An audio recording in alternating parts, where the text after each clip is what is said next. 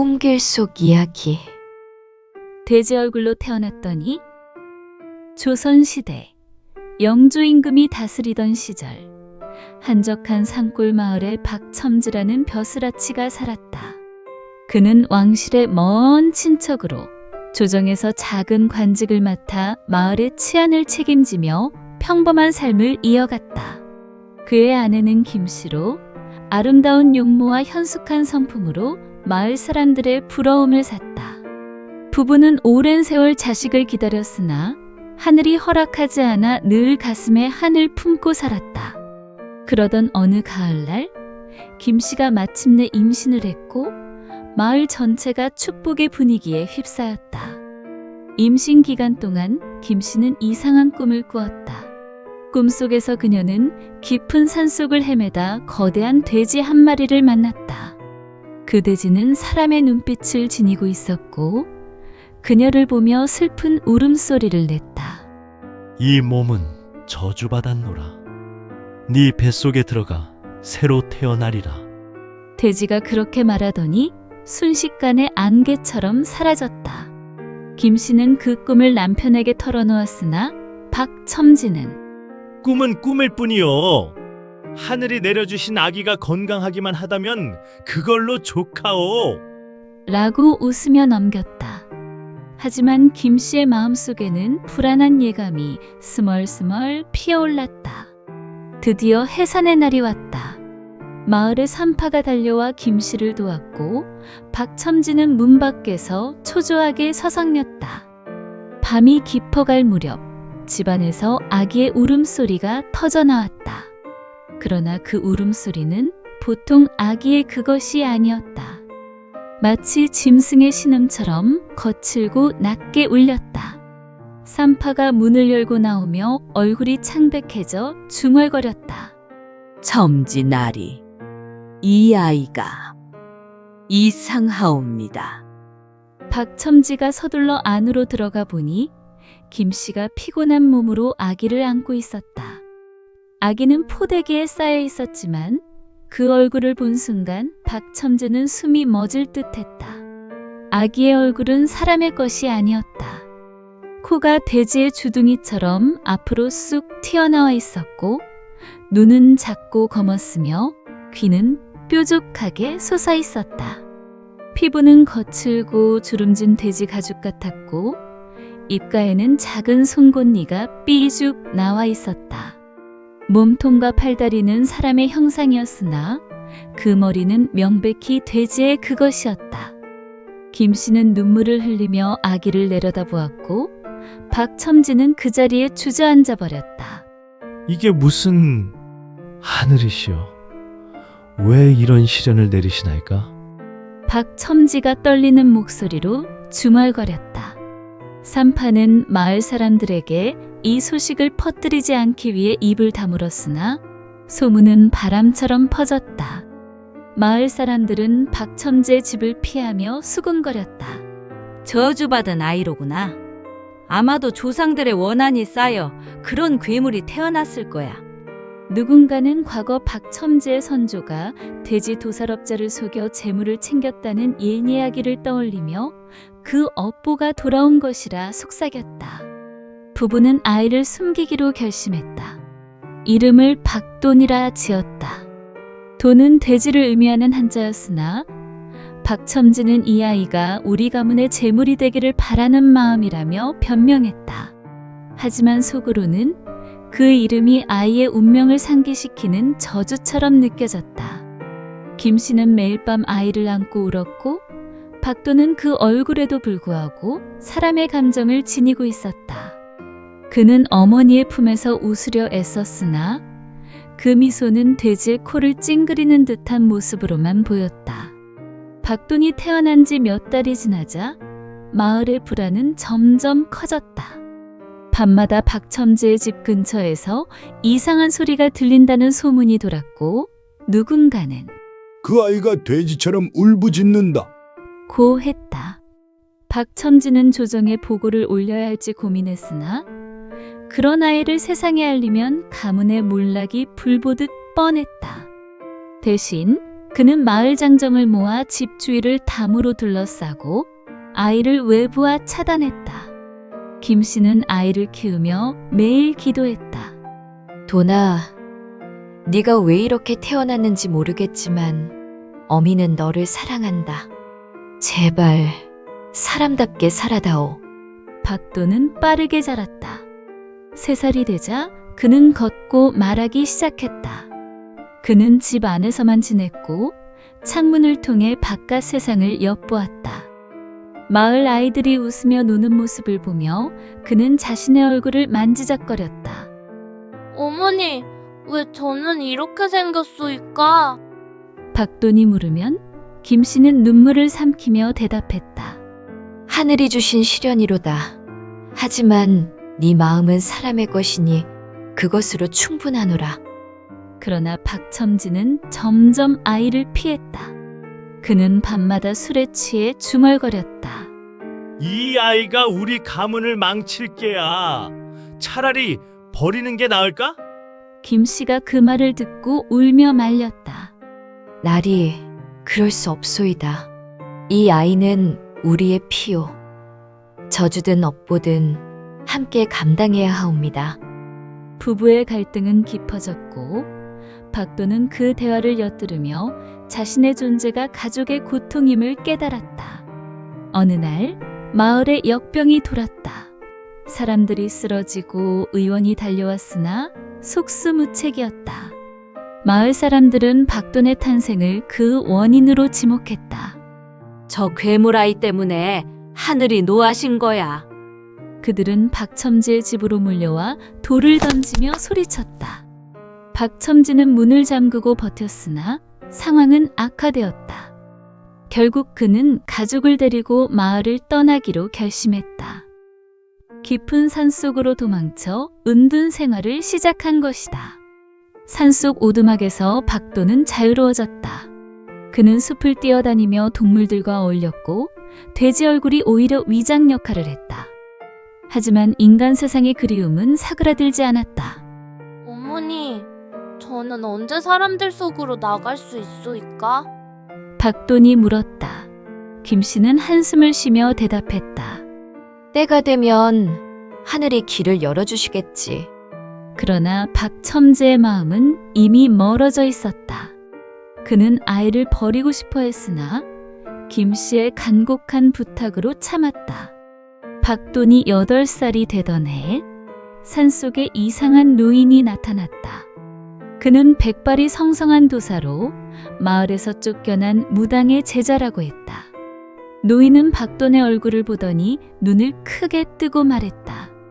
이 아이는 단순한 저주가 아니로다. 전생의 업이 쌓여 이렇게 된 게야. 과거에 돼지로 환생했던 영혼이 사람 몸으로 돌아오려다. 엉킨 운명이로소.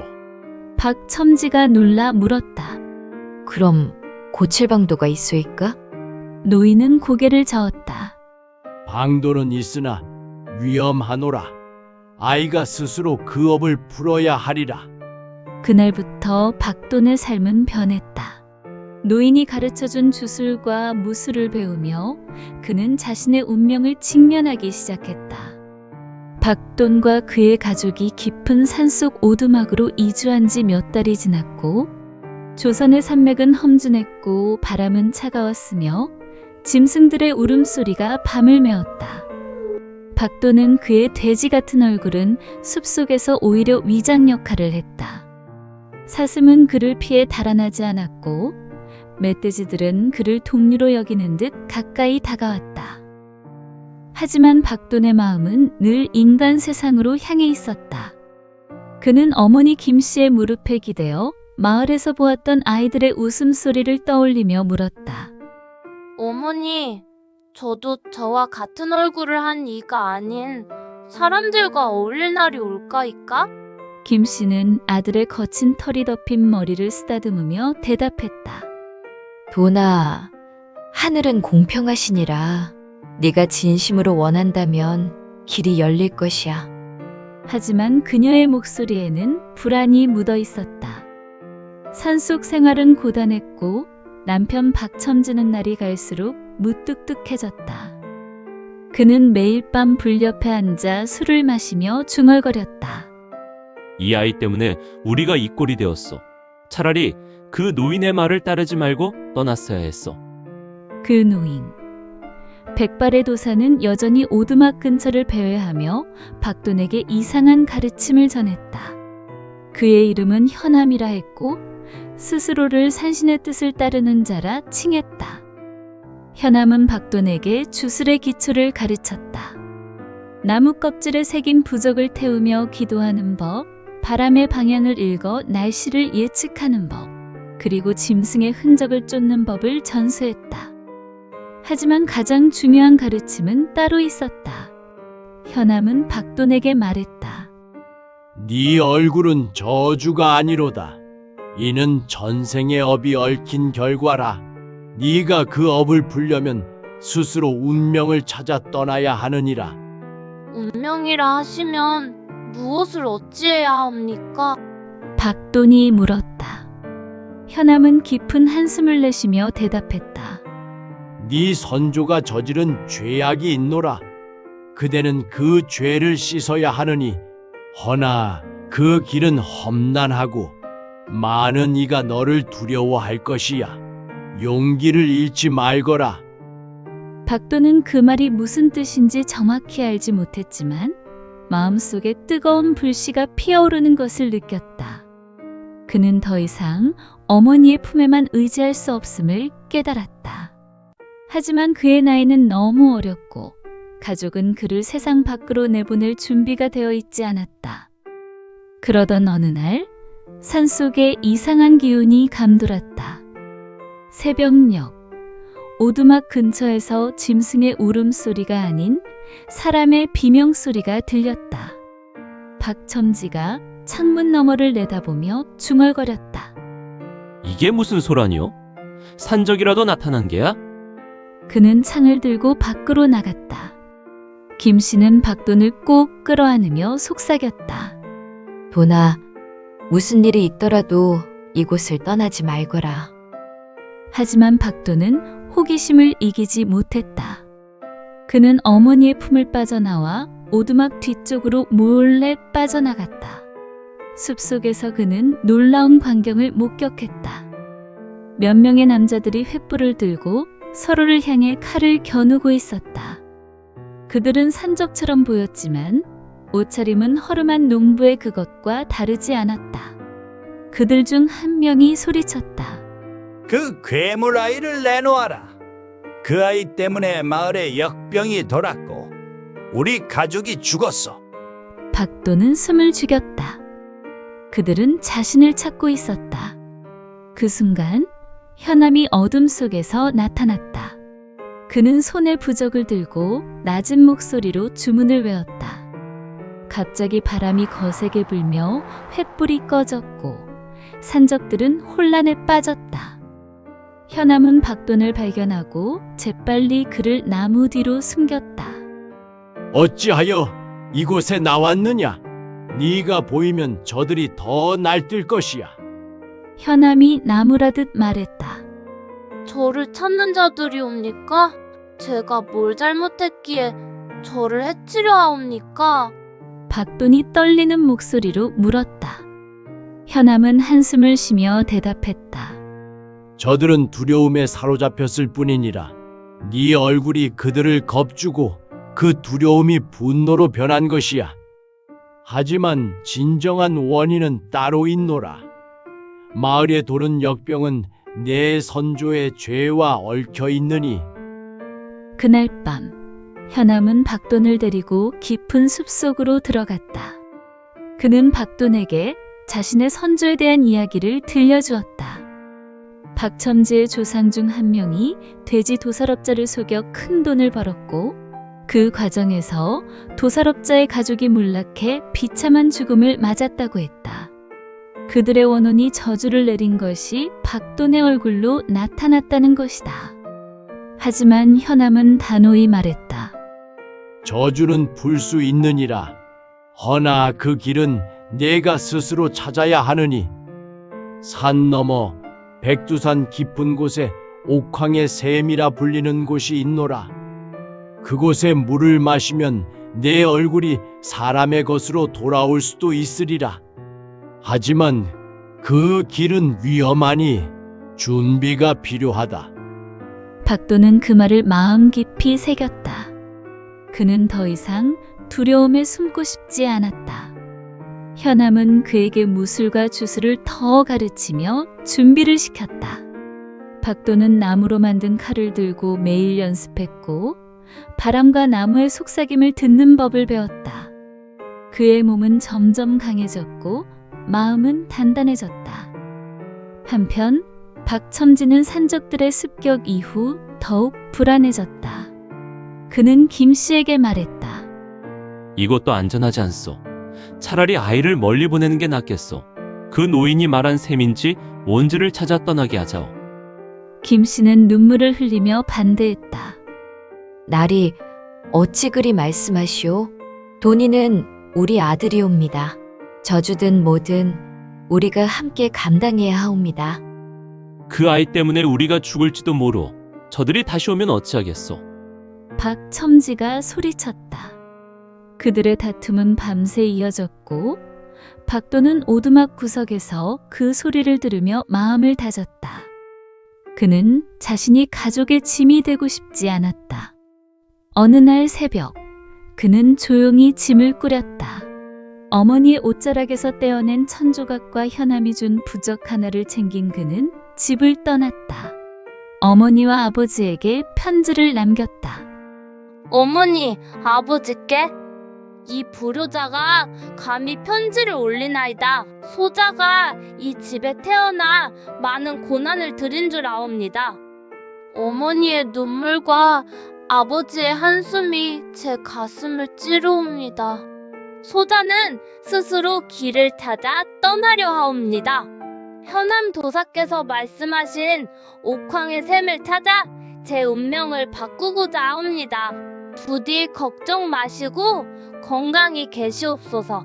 불효자 돈이 올린? 박도는 새벽 안개 속으로 사라졌다. 그의 앞에는 백두산으로 가는 험난한 길이 펼쳐져 있었다. 어린 몸이었지만 현암도사에게 배운 주술과 무술 덕에 그는 두려움보다는 결심으로 가득 차 있었다. 그의 등에는 어머니의 천조각과 현암이 준 부적이 든 작은 보퉁이가 매어 있었다. 백두산 깊은 곳에 있다는 옥황의 셈을 찾는 여정은 이제 막 시작되었다. 조선의 산맥은 험했고 길은 예측할 수 없을 만큼 구불구불했다. 하지만 박도는 자신의 돼지 같은 얼굴이 숲속에서는 오히려 보호막이 된다는 것을 깨달았다. 늑대도 곰도 그를 이상한 짐승으로 여겨 피하거나 무시했다. 첫날 밤, 박도는 거대한 떡갈나무 아래에서 잠을 청했다. 불을 피우는 법은 현암에게 배웠지만 그는 연기가 산적이나 마을 사람들을 끌어들일까 두려워 불을 피우지 않았다. 대신 부적을 꺼내 손에 쥐고 현암이 가르쳐준 주문을 외웠다. 산신이시여, 이 미천한 자를 굽어 살피소서. 길을 잃지 않게 하시고 저를 해하려는 자로부터 지켜주소서. 주문을 외우자 마음이 조금 진정되었지만 어둠 속에서 들리는 미세한 소리들은 그의 가슴을 두근거리게 했다. 며칠간의 여정 끝에 박도는 산속에서 처음으로 사람과 마주쳤다. 그는 멀리서 나무꾼 한 명이 도끼를 들고 나무를 베는 모습을 보았다. 박도는 본능적으로 나무 뒤에 몸을 숨겼다. 나무꾼은 중년의 사내로 땀에 젖은 얼굴로 노래를 흥얼거리고 있었다. 박도는 그의 노랫소리를 들으며 잠시 외로움이 밀려왔다. 저도 저런 편만 삶을 살 수 있다면. 그는 속으로 중얼거리며 나무꾼을 지나쳐 가려 했다. 하지만 그 순간 나무꾼이 고개를 돌리며 소리쳤다. 누가 거기 있느냐? 어여 나와라. 박도는 당황했지만 도망칠 곳이 없었다. 그는 천천히 나무 뒤에서 나와 고개를 숙였다. 나무꾼은 박돈의 얼굴을 보고 숨을 삼키며 도끼를 치켜들었다. 이게 무슨 괴물이냐? 너는 산신의 요물이더냐? 소희는 요물이 아니옵니다. 사람이라 제발 해치지 마소서. 박돈이 떨리는 목소리로 말했다. 그의 목소리는 거칠었지만 간절함이 묻어났다. 나무꾼은 도끼를 내리며 의심스러운 눈초리로 물었다. 사람이라? 그 얼굴이 어찌 사람의 것이냐? 어디서 왔으며 어찌하여 이 깊은 산속을 헤매느냐? 박돈은 잠시 망설이다 진실을 털어놓았다. 자신의 탄생과 저주, 그리고 옥황의 샘을 찾는 여정을 간략히 설명했다. 나무꾼은 처음에는 믿지 않는 듯 했으나 박돈의 맑은 눈빛과 떨리는 목소리에 마음이 움직였다. 그는 한숨을 쉬며 말했다. 참으로 기구한 운명이로구나. 내 이름은 최만석이라 하네. 이 산에서 나무를 베어 생계를 잇는 자일세. 네 이야기가 참이라면 내가 조금이나마 도움을 주리라. 최만석은 박돈을 자신의 초막으로 데려갔다. 초막은 작고 허름했지만 따뜻한 아궁이와 말린 고사리 냄새가 났다. 그는 박돈에게 따뜻한 죽 한 그릇을 내주며 말했다. 백두산은 멀고도 험한 곳이라. 그곳엔 산신의 기운이 깃들어 있어 사람의 발이 쉽게 닿지 못하네. 게다가 요즘 산적들이 날뛰어 길이 안전치 않다. 산적이라 하시면 저를 쫓던 자들이옵니까? 박돈이 물었다. 최만석은 고개를 끄덕였다. 그럴 수도 있지. 마을에 역병이 돌자 많은 이가 그의 생명체를 찾는다 하더구나. 네가 그 소문의 중심에 있는 게야. 하지만 내 너를 해치지 않으리라. 내게도 아들이 있었는데 역병으로 잃었지. 그의 눈에 눈물이 고였다. 박돈은 최만석의 이야기에 가슴이 아팠다. 그는 자신의 존재가 마을에 고통을 가져왔다고 느끼며 말했다. 소인의 탓이 아니더라도 제가 없어지면 마을이 평온해질까 하옵니다. 그러니 백두산으로 가야 하겠소이다. 최만석은 박돈을 바라보며 고개를 저었다. 어린 것이 어찌 그리 큰 짐을 지려 하느냐? 네가 가야 할 길이라면 내가 길잡이를 해주마.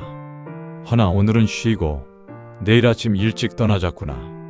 그날 밤 박돈은 최만석의 초막에서 처음으로 따뜻한 잠을 잤다. 하지만 꿈속에서 그는 다시 그 거대한 돼지를 보았다. 돼지는 여전히 사람의 눈빛을 띠고 있었고 이번에는 말을 걸어왔다. 네가 가는 길은 고난의 연속이라. 하지만 두려워 말라. 샘에 닿기 전에 네가 누구인지 알아야 하느니라. 박돈은 꿈속에서 소리쳤다. 내가 누구이기에 이런 얼굴로 태어났소이까? 하지만 돼지는 대답 없이 사라졌다. 다음 날 최만석은 박돈을 데리고 백두산으로 향하는 길목으로 나섰다. 그는 박돈에게 산속에서 살아남는 법을 가르쳤다. 물이 흐르는 곳을 찾는 법, 독초와 식용식물을 구분하는 법, 그리고 산적의 흔적을 피하는 법을 알려주었다. 하지만 그들의 여정은 순탄치 않았다. 며칠 뒤 그들은 산속에서 산적 무리와 마주쳤다. 그들은 박돈을 보자마자 소리쳤다. 저것이 그 괴물이다. 저 아이를 잡아 마을에 바치면 상금을 받을 수 있다. 최만석은 도끼를 들고 박돈을 보호하며 소리쳤다. 이 아이를 건드리면 내 도끼가 가만히 있지 않을 것이야. 하지만 산적들은 숫자가 많았고 무기는 날카로웠다. 박돈은 두려움에 떨었지만 현암에게 배운 주술을 떠올렸다. 그는 주머니에서 부적을 꺼내 불태우며 주문을 외웠다. 산신이시여, 이 자들을 물리치소서. 갑자기 바람이 거세게 불며 나무들이 흔들렸고 산적들은 겁에 질려 흩어졌다. 최만석은 놀란 눈으로 박돈을 바라보았다. 네가 참으로 범상치 않은 아이로구나. 하지만 그 사건으로 최만석은 다리를 다쳤다. 그는 박돈에게 말했다. 내 더 이상 너를 따라갈 수 없네. 여기서 갈라져야겠어. 백두산은 저쪽 골짜기를 따라 북쪽으로 가다 보면 나온다. 부디 조심하거라. 그는 박돈에게 자신의 물통과 말린 고기를 주며 작별을 구했다. 박돈은 눈물을 삼키며 최만석에게 절을 했다. 만석 어르신, 이 은혜 잊지 않겠나이다. 언젠가 다시 만나 보답하겠소이다. 홀로 남은 박돈은 백두산을 향해 걸음을 재촉했다. 하지만 산적들이 다시 쫓아올 것이란 불안이 그를 사로잡았다. 게다가 꿈속의 돼지가 남긴 말이 그의 머릿속을 떠나지 않았다. 네가 누구인지 알아야 하느니라. 그는 자신이 누구인지, 왜 이런 운명을 짊어졌는지 알지 못했다. 하지만 한 가지 확실한 것은 옥황의 샘에 닿아야만 그 답을 찾을 수 있다는 믿음이었다. 박돈은 최만석과 헤어진 뒤 백두산을 향해 홀로 걸음을 이어갔다. 그의 작은 몸은 산속의 매서운 바람과 험한 바위길에 지쳤지만 마음만은 굳건했다. 현암도사가 가르쳐준 주술과 무술, 그리고 주머니 속에 남은 부적은 그의 유일한 버팀목이었다. 백두산의 거대한 그림자는 점점 가까워졌고 박돈은 마침내 옥황의 샘이 있다는 깊은 계곡에 다다랐다. 계곡은 안개로 뒤덮여 있었고 공기는 신비로운 기운으로 가득 차 있었다. 나무들은 고요히 서 있었고 멀리서 맑은 물소리가 들려왔다. 박돈은 물소리를 따라 걸었다. 계곡 깊은 곳에 이르자 거대한 바위 사이로 수정처럼 맑은 샘이 보였다. 샘물은 은은한 빛을 뿜으며 흐르고 있었고 그 주위에는 낯선 꽃들이 피어 있었다. 박돈은 숨을 죽이고 샘에 다가갔다. 그의 심장은 터질 듯 뛰었다. 이곳이 옥황의 샘이로구나. 그는 중얼거리며 손을 뻗어 물을 만졌다. 물은 차갑고 부드러웠으며 손끝에 닿는 순간 따뜻한 기운이 온몸으로 퍼졌다. 그 순간 꿈속에서 보았던 거대한 돼지가 다시 나타났다. 하지만 이번에는 실체가 아닌 투명한 형상으로 샘 위에 떠 있었다. 돼지는 사람의 눈빛으로 박돈을 바라보며 말했다. 네가 여기까지 왔도다. 이 샘은 네 운명을 바꿀 수 있느니라. 허나 진정 원하는 것이 무엇인지 알라. 얼굴을 바꾸는 것만이 답은 아니니. 박돈은 잠시 멈칫했다. 그는 자신의 돼지 같은 얼굴을 떠올렸다. 마을 사람들의 두려운 눈빛, 아버지의 한숨, 어머니의 눈물. 그는 간절히 말했다. 소인은 사람으로 살고 싶사옵니다. 이 얼굴로 인해 가족이 고통받았나이다.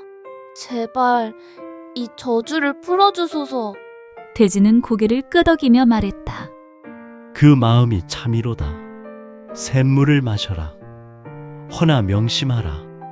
내 운명은 내가 만드는 것이니 얼굴이 바뀌어도 마음이 변치 않도록 하라. 형상은 서서히 사라졌고 박돈은 떨리는 손으로 샘물을 떠서 마셨다.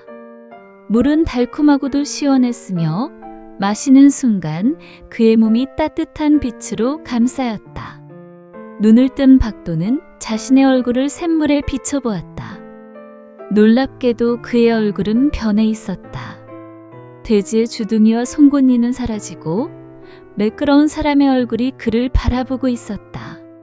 눈은 여전히 그의 것이었지만 더 이상 짐승의 흔적은 없었다. 박돈은 눈물을 흘리며 무릎을 꿇었다. 하늘이시여, 감사하옵니다. 그는 샘물에 절을 하며 기뻐했다. 하지만 그 기쁨은 오래가지 않았다. 샘 근처에서 갑작스럽게 발소리가 들렸다. 박돈은 본능적으로 몸을 숨겼다. 나타난 것은 산적 무리였다. 그들은 박돈을 쫓아 이곳까지 온 것이었다. 우두머리로 보이는 자가 소리쳤다. 그 괴물이 이 근처에 있다. 샘 근처를 샅샅이 뒤져라. 박돈은 숨을 죽였지만 그의 마음은 두려움보다는 결심으로 가득했다. 그는 현암이 준 부적을 꺼내 주문을 외웠다. 산신이시여, 소자를 지켜주소서. 그 순간 샘에서 강렬한 빛이 터져나왔다. 산적들은 눈이 부셔 비명을 지르며 물러났다. 빛 속에서 거대한 호랑이 형상이 나타나 산적들을 몰아냈다. 산적들은 겁에 질려 도망쳤고 박도는 그제야 안도의 숨을 내쉬었다. 그는 샘을 다시 바라보며 속삭였다. 이 은혜 잊지 않겠나이다. 박도는 백두산을 내려와 마을로 돌아갈 준비를 했다. 그의 얼굴은 이제 사람의 것이었고 그는 더 이상 숨을 필요가 없었다. 하지만 그는 마을로 바로 돌아가지 않았다. 그는 먼저 부모님이 있는 산속 오두막으로 향했다. 오두막에 도착했을 때 김 씨는 아들을 보자마자 눈물을 흘렸다. 도나, 네가 이게 어찌된 일이냐? 그녀는 아들의 변한 얼굴을 믿을 수 없다는 듯 쓰다듬었다. 어머니, 소자가 옥황의 샘을 찾았사옵니다. 이 저주가 풀렸나이다. 박도는 어머니를 끌어안으며 말했다. 박첨지는 멀리서 그 모습을 보며 말을 잃었다. 그의 눈에는 후회와 기쁨이 뒤섞여 있었다. 도나, 네가 이리 돌아오다니 내가 잘못했도다. 그는 아들을 끌어안으며 사과했다. 박돈과 가족은 마을로 돌아갔다. 그의 변한 얼굴은 마을 사람들을 놀라게 했지만 더 이상 두려움의 대상이 아니었다. 소문은 빠르게 퍼졌고 사람들은 박돈을 산신의 축복을 받은 아이라 부르기 시작했다. 그의 이야기는 마을을 넘어 조선 전역으로 퍼져나갔다. 박돈은 그 후 마을에서 평범한 삶을 살았다. 그는 나무꾼 채만석을 찾아가 은혜를 갚았고 현암 도사에게도 감사의 뜻을 전했다. 박돈의 삶은 복으로 가득 찼다. 그는 마을 사람들과 어울리며 농사를 짓고 아이들에게 자신의 이야기를 들려주었다. 그의 얼굴은 더 이상 저주가 아니었다. 오히려 그의 여정은 사람들에게 용기와 희망을 전해주었다. 마을은 역병에서 벗어났고 풍요로운 수확을 맞이했다. 사람들은 이를 박돈의 복이라 믿었다. 그는 어머니와 아버지 곁에서 행복한 나날을 보냈고 자신의 운명을 스스로 개척한 영웅으로 기억되었다.